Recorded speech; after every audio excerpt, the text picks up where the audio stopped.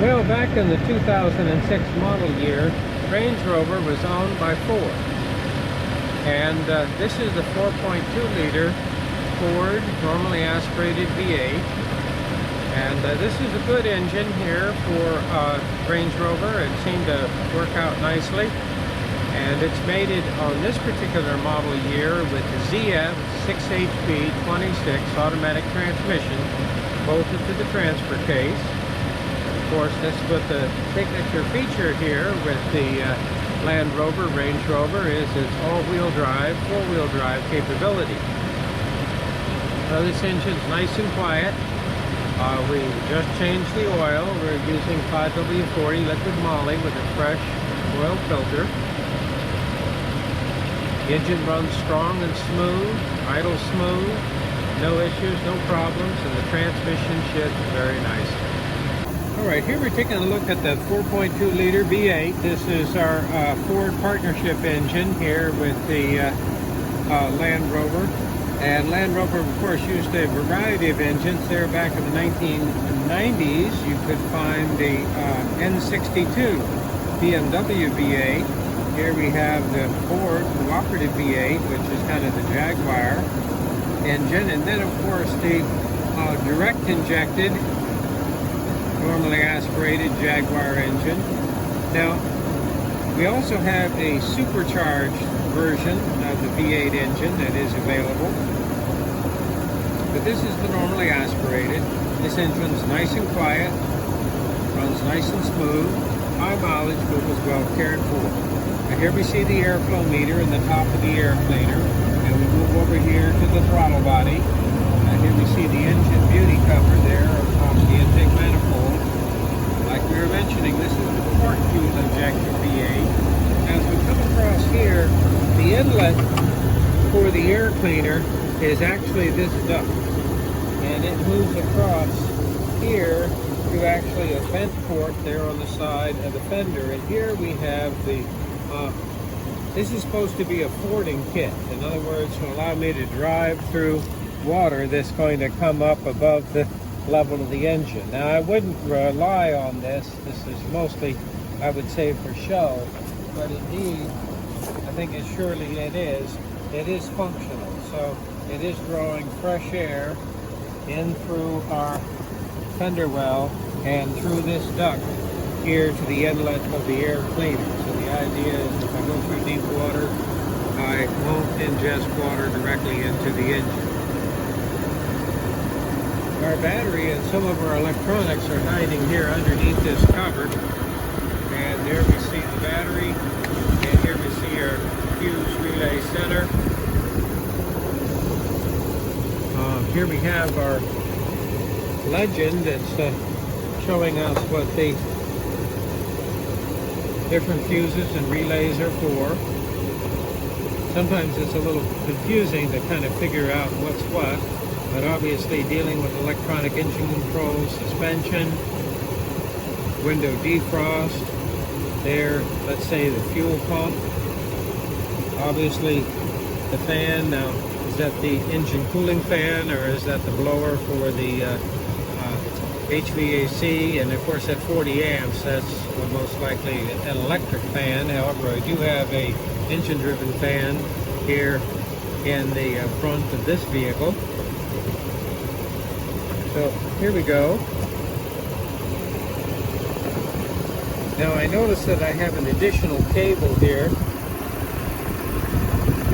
coming over to the battery. There we see a fuse and an additional relay, and this is probably for that additional lighting system that I have here on this vehicle, which is a nice feature, especially if you were taking it on the beach or off-road.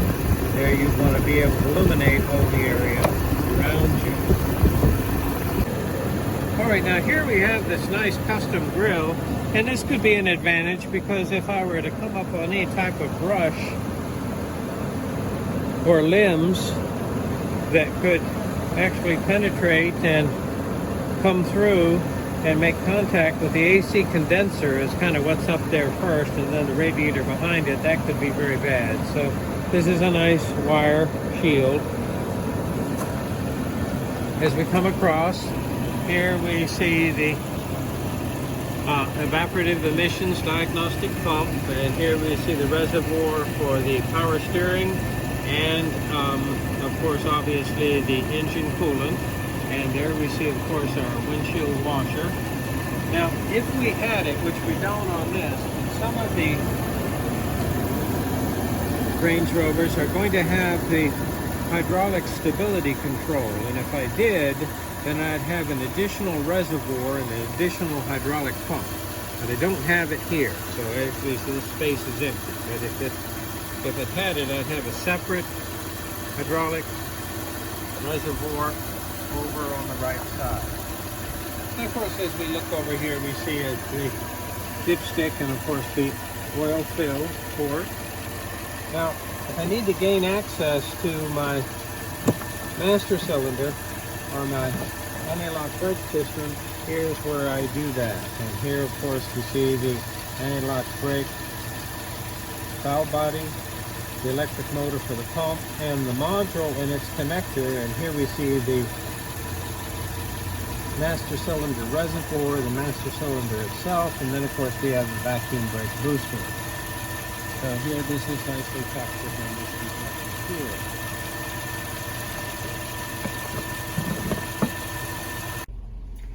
As we can see, the interior of this Land Rover Range Rover is actually in very good shape. The dashboard looks very good, and the seats are in excellent condition. Now the vehicle has not been detailed yet, but it's getting ready to, and then put on the front line. Here, everything is in pretty good shape. The cover for the cup holders and the ashtray, and a cigarette lighter, which is actually a power point for obviously cellular phone or dash cam, etc. Looks to be in good shape. Okay, here we have this rather elaborate display. Now obviously this is an aftermarket feature, and I do see a GPS antenna. Now obviously to use the GPS system, I'm going to actually have to have a cellular phone subscription. So I'm going to actually have to have a cellular phone service for this vehicle. So I can make a telephone call, I can visit the internet, I can use the navigation feature. So quite a few features here that are available to us. Here I tried to make a telephone call, but as you can see, I'm disconnected. Now some of these are Bluetooth, where what I can actually do is set up and use my personal cellular phone through the vehicle,